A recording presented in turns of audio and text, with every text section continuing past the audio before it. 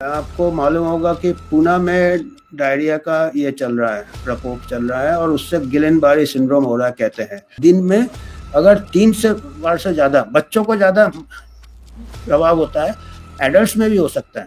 3 से ज़्यादा दस्त होते हैं जो कि बिल्कुल पानी जैसा हो, उसको हम डायरिया कहते हैं। 2000 deaths from diarrhoea every day.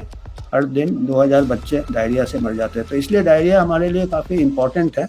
नमस्कार, मैं डॉक्टर अमिताभ बनर्जी, यूएचओ का चेयरपर्सन और क्यूवाई प्लेटफॉर्म हमारे मीडिया पार्टनर है। मैं आज अभी पढ़ रहा था कल कि एमआरएनए वैक्सीन का काफ़ी आजकल ये चल रहा है, काफ़ी नोबेल प्राइज मिला है। फिर अभी कैंसर के लिए एमआरएनए वैक्सीन बन रहा है। तो कैंसर से लेके अभी मैं कल पढ़ रहा था कि डायरिया के लिए एमआरएनए वैक्सीन बन रहा है। दस्त जो होता है, मॉडर्ना अनाउंसेस फर्स्ट ये एमआरएनए वैक्सीन। कौन सा एक वायरस है जो कि डायरिया करता है, नोरोवायरस है। अभी आपको मालूम होगा कि पूना में डायरिया का ये चल रहा है, प्रकोप चल रहा है और उससे गिलेनबारी सिंड्रोम हो रहा है कहते हैं। उसमें जेजुनी मिला है, कैंपिलोबैक्टर जेजुनी और नोरोवायरस मिला है और कहते हैं कि नोरोवायरस भी शायद गिलेनबारे कर सकता है। अभी तो गिलेनबारे तो एक रिएक्शन है, कई वायरस से, कई बैक्टीरिया से, कई दूसरे चीज़ों से भी हो जाता है रिएक्शन से। अभी उसके लिए अभी एमआरएनए वैक्सीन बन रहा है। और डायरिया, अभी हम इसीलिए हमने सोचा कि आज डायरिया के बारे में थोड़ा बात करते हैं कि डायरिया कैसे होता है, क्या क्या वजह होता है और कितने, खाली नोरोवायरस ही है क्या कि एक आप वैक्सीन बनाओगे और डायरिया खत्म। क्योंकि पहले रोटा वायरस कहते थे बच्चों में, रोटा वायरस, और होता भी था, रोटा वायरस से भी डायरिया होता है और रोटा वायरस का वैक्सीन भी बंद हो गया।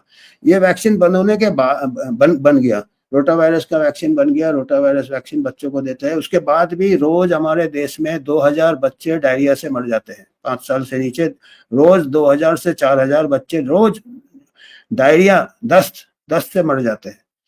तो एक एक करके कितना वैक्सीन बनाएंगे। यही रोटा वायरस से बनाया वैक्सीन बनाया, अभी कह रहे हैं नोरो वायरस है, अभी उसका वैक्सीन बनाओगे, कल कोई बोलोगे कैंपिलोबैक्टर का भी वैक्सीन बनाएंगे। तो इसका तो अंत नहीं है ना आप। तो इसका जो जड़ है, ऊपर से जो छोड़ रहा है, जो गंदा पानी छोड़ रहा है, उसको बंद करना ना। इधर तो कितने वैक्सीन निकालेंगे आप, कितने बैक्टीरिया। तो मेरा वही मुद्दा था कि कितना कॉस्ट होता होगा वैक्सीन अगर लगाएंगे तो। हो सकता बच जाए, पर हमको पब्लिक हेल्थ में देखना चाहिए कि मैक्सिमम बेनिफिट किस में हो रहा है, कम इन्वेस्टमेंट में। अगर आप साफ पानी देंगे तो कोई वायरस आना ही नहीं चाहिए, क्योंकि एक बच्चा कितना वैक्सीन ले सकता है, उसको भी हमको सोचना है कि एक कितना अभी। तो ये डायरिया के बारे में हम डेफिनेशन से चालू करेंगे। डायरिया मतलब क्या होता है कि दिन में अगर 3 से बार से ज्यादा बच्चों को ज्यादा प्रभाव होता है, एडल्ट्स में भी हो सकता है। 3 से ज्यादा दस्त होते हैं जो कि बिल्कुल पानी जैसा हो, उसको हम डायरिया कहते हैं। और जो लोग ब्रेस्ट फीडिंग करते हैं उनको शायद ज्यादा भी हो सकता है, उनके कम ज्यादा होता है, पर माता को मालूम रहता है कि नॉर्मल कितना है बच्चों के लिए। तो ये डायरिया का डेफिनेशन ये है कि आप कितने, तीन से ज्यादा अगर लूज मोशन है। और इसका बर्डन कितना है, इसका बर्डन इतना है कि हर साल 5 बिलियन, 2 बिलियन केसेस होते हैं। 2 बिलियन केसेस वर्ल्ड में होते हैं। ये लाल में दिखाई दे रहा है आपको कि ये मैक्सिमम डेथ का major cause is diarrhoea in the world, child death का। और इसमें 2 बिलियन केसेस होते हैं और 2 मिलियन डेथ्स हो जाते हैं वर्ल्ड में बच्चों का। 2 मिलियन डेथ डायरिया से होता है। और इंडिया में जैसे मैंने कहा 2000 डेथ हो जाते हैं डायरिया का। हर दिन 2000 डेथ हो रहे हैं, तो कितने लाख में चले जाएंगे। मेरे वक्त 4 लाख डेथ हो जाते हैं हर साल। 2000 डेथ हर दिन होता है। 2000 death from diarrhoea every day. हर दिन 2000 बच्चे डायरिया से मर जाते हैं, तो इसलिए डायरिया हमारे लिए काफी इम्पोर्टेंट है। तो इसके अभी हम सोचेंगे कि इसके वजह क्या है। बर्डन बता दिया हमने, बहुत ज्यादा है। It is one of the main cause of child mortality, बच्चे का डेथ हो रहा है, जो कि होना नहीं चाहिए बच्चे में डेथ में। जो कि अच्छा, अगर पानी होगा, साफ सफाई होगा, पानी का कंटेमिनेशन नहीं होगा, तो बच्चे में डेथ नहीं होना चाहिए। एनवायरनमेंट देखो, साफ सफाई नहीं होता तो एनवायरनमेंट गंदा है, वाटर सप्लाई नहीं है, डीप ट्यूबवेल्स में यूज करते हैं, वाटर लेवल कम हो जाता है। आर्सेनिक पॉइजनिंग भी कई जगह हो जाते हैं क्योंकि मेटल्स भी जाते हैं पेस्टिसाइड से। उसके अलावा बैक्टीरिया ये वो, और पानी अगर ठीक नहीं हो, फिर पानी अगर कंटेनर में ठीक से रखे नहीं, साफ नहीं रख सकते, उसमें कंटेमिनेशन हो जाए, हाथ डाल, तो इससे। और हाइजीन, एक और इम्पोर्टेंट चीज है पर्सनल हाइजीन। माता का हाथ बच्चे को खिलाती है या बच्चे का हाथ खाने, तो सोप एंड वाटर अवेलेबल होना चाहिए। जहाँ जहाँ उन्होंने साबुन और पानी अच्छा सप्लाई है, वहाँ डायरिया का रेट अपने आप कम हो जाता है। और उसके बाद होस्ट फैक्टर्स में क्या क्या है, एज, द 6 से 11 महीने में ये होस्ट मतलब जो हमारे में जो कमियां रहती है, जिसको बीमारी होता है, एक तो यंग एज में डायरिया ज्यादा होते हैं, डेथ्स, बच्चों का बड़ा अनस्टेबल रहता सिस्टम। फिर रोटा वायरस इन्होंने दिया है कि अभी देखिए, इन्होंने दिया है ये जो मेन जो टेक्स्ट बुक कहते हैं कि failure to get immunise against rotavirus. Rotavirus एक है, करीब 50 एजेंट है जिससे डायरिया होते हैं। रोटा वायरस एक डायरिया उससे बचेगा। उसके अलावा मीजल्स वैक्सीनेशन ठीक है, मीजल्स से डायरिया, अगर कोई अंडर नरिश बच्चे को डायरिया मीजल्स होता है तो डायरिया के चांसेस बढ़ जाते हैं, तो मीजल्स वैक्सीनेशन थोड़ा बचाता है डायरिया से डेथ। मेन है मेल न्यूट्रिशन, मीजल्स बच्चा अंडर नरिश्ड हो जाता है, मीजल्स बच्चा का डायरिया के चांसेस भी बढ़ जाते हैं और डेथ भी बढ़ जाते हैं। मेल न्यूट्रिशन सबसे बड़ा प्रॉब्लम है हमारे यहाँ, 30% बच्चे को डिफरेंट ग्रेड्स ऑफ स्टंटेड है, हमारे अंडर वेट है, अंडर हाइट है। ब्रेस्ट फीडिंग 6 महीने अगर एक्सक्लूसिव ब्रेस्ट फीडिंग कराएंगे तो डायरिया के इंसिडेंस कम होते हैं। फिर हैंड वॉशिंग और फीडिंग बॉटल सबसे खतरनाक होता है। बच्चे को बॉटल फीडिंग में बॉटल्स आप रख ही नहीं सकते। अगर बच्चे को ऊपर का 6 महीने के बाद दूध या कुछ खाना देना है, दूध पिलाना है, तो कटोरी चम्मच में ये कटोरी आप धो के साफ कर सकते हैं।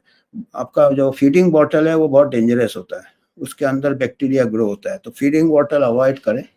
और ये साफ सफाई मेन है। और अर्ली ट्रीटमेंट भी होता है इसमें। अगर डायरिया हो जाता है तो ये कॉमन कॉजेज अब क्या क्या, ये डायरिया होने से ये कॉमन कॉजेज में क्या क्या, ये देखिए कितने ये वायरल एजेंट है। सबसे बाएं तरफ है वायरल एजेंट, अलग अलग वायरस है, एडिनो वायरसेस है, एंट्रिक एडिनो वायरस, अब कई वायरसेस होंगे उसमें। एस्ट्रो वायरस है, ह्यूमन कैल्सी वायरस है, नोरो वायरस एंड सापो वायरस। अभी नोरो वायरस का नाम चल रहा है, उसके आगे भी कई सापो वायरस, कई वायरसेस है। अभी एक नोरो वायरस के ऊपर आप mRNA वैक्सीन ले रहे हैं। फिर उसके अंदर बैक्टीरिया होते हैं, ई कोलाई से लेके सिगेला में सीवियर डायरिया हो सकता है, खून भी आ सकता है, डिसेंट्री। फिर स्टेफिलोकोकल दिया है, साल्मोनेला भी सीरियस हो सकता है।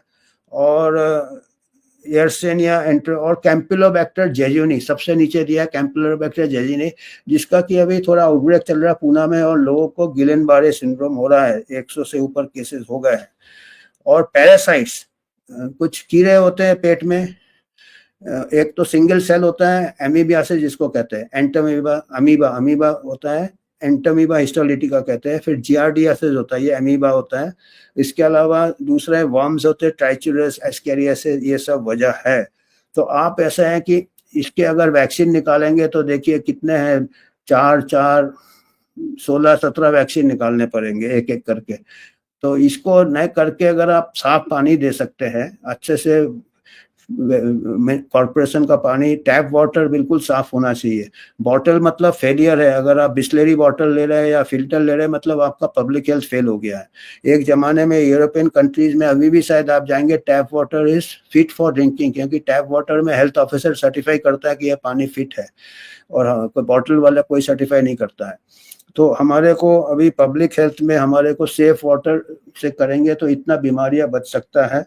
और इसका जो साइंस है, अगर बहुत ज़्यादा पानी निकल जाता है शरीर से, उसमें सॉल्ट भी निकल जाता है, इलेक्ट्रोलाइट की कमी होती है, आपका स्किन ढीला हो जाता है, स्किन दब जाता है। ऐसे उठाएंगे तो स्किन वापस जाना चाहिए, इलास्टिसिटी चला जाता है, आंखें दब जाती है, जीभ सूख जाता है, आंसू नहीं आते, बच्चे के सूख जाता है। और बच्चे को तो ये डिहाइड्रेशन के साइंस लक्षण है। और इसको सबसे बड़ा आविष्कार कहते हैं 1971 में हुआ था, सिंपल आविष्कार। पहले कॉलेरा आउटब्रेक में कई लोग मर जाते थे, फिर डायरिया में मर जाते थे। ये एक डॉक्टर महालोबिस थे, नीचे इनका फोटो है, डॉक्टर महालोबिस, ये एक चाइल्ड स्पेशलिस्ट थे, दिलीप महालनाबिस थे। इन्होंने ओरल रिहाइड्रेशन सोल्यूशन का आविष्कार किया था। ये बहुत सिंपल है, ये पानी रहता है, इसमें एक लीटर पानी में पूरा ये मिक्सचर देना पड़ता है। इस मिक्सचर में ग्लूकोज रहता है, इस मिक्सचर में सोडियम रहता है, बाइकार्बोनेट रहता है, पोटेशियम रहता है, पूरे इलेक्ट्रोलाइट्स रहते हैं, सही मात्रा में रहते हैं, और सही मात्रा में एग्जैक्टली मेजर करके 1 लीटर पानी में देना है और ये पिलाना है। जिसको डायरिया होता है, ये सबसे अर्ली ट्रीटमेंट यही है, इससे कई जाने बच सकती है, कई जाने को बचा सकते हैं आप। ये डायरिया से मेन होता है, डेथ कैसे होता है, डिहाइड्रेशन से होता है। तो इसको आपको इमीडिएटली देना है जब तक ये पूरे लक्षण दूर ना हो जाए आपके, और पेशाब आना चाहिए, डिहाइड्रेशन में पेशाब भी बंद हो जाता है।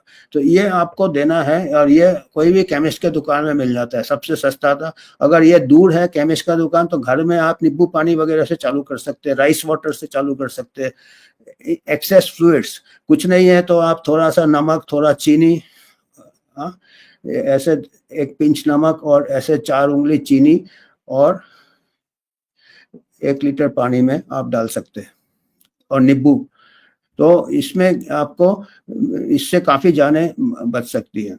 और ये इनको कहते हैं कि ये greatest discovery of the century था, क्या ORS। किसी भी टाइप का डायरिया हो, चाहे वो रोटा वायरस है, नोरा वायरस है, जो अगर आप ये देंगे आपका डिहाइड्रेशन नहीं होगा, उससे जान बच सकती है। तो ये डायरिया का है। और ये हम इतना सब देखिए कॉम्प्लिकेटेड है मामला, कि इतने सारे मेन सिंपल सोल्यूशन ये है कि आपका सैनिटरी बैरियर, जैसे कहता है, साफ पानी होना चाहिए, साफ सीवेज डिस्पोजल होना चाहिए, कि सीवेज कंटेमिनेशन हो जाता है। अगर सीवेज आपका जो मल है उसका ठीक से नहीं हो, वो वाटर बॉडीज को कंटेमिनेट करते हैं, और वाटर बॉडीज को कंटेमिनेट करके वो पानी सब जगह जाता है, सब पियेंगे, उनको डायरिया के शिकार हो जाते हैं। और जो उससे फिर कॉम्प्लिकेशन गिलेनबारी वगैरह वो डायरिया होने के बाद होता है। तो अगर आप डायरिया रोक लेंगे तो आपका ये सब कई केसेस कम हो जाएंगे। और एक एक करके वैक्सीन आप निकालेंगे, पर वो कोई अंत नहीं है, इतने सारे एजेंट्स है इसके डायरिया के, आप कितना वैक्सीन निकालेंगे। एक वैक्सीन निकालेंगे, दूसरा वो उसका जगह और ज़्यादा ले लेगा वो। तो ये एक मैसेज देना। अच्छा, अभी हम वही न्यूज़ आइटम है कि mRNA वैक्सीन बन रहा है। अभी मैं न्यूज़ पढ़ रहा था, उसमें देखिए मॉडर्ना, ये देखिए मॉडर्ना, ये mRNA वैक्सीन अभी देखिए कितना उसका ये हो गया। एक mRNA वैक्सीन बना रहा है, किससे, नोरो वायरस से।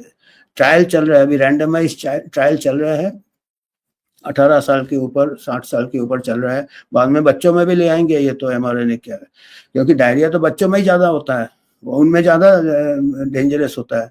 तो ये अभी mRNA वैक्सीन कैंसर से लेके एक दस्त है, जो कि हम ORS से, और ORS का हम सोचते हैं कि ये सब लोगों को मालूम है, कि हम काफ़ी दिनों से प्रचार, 1971 में डिस्कवर हुआ, 50 साल हो गए ORS डिस्कवर होके, 50 साल से ज़्यादा हो गया है, 54 ईयर्स हो गया है।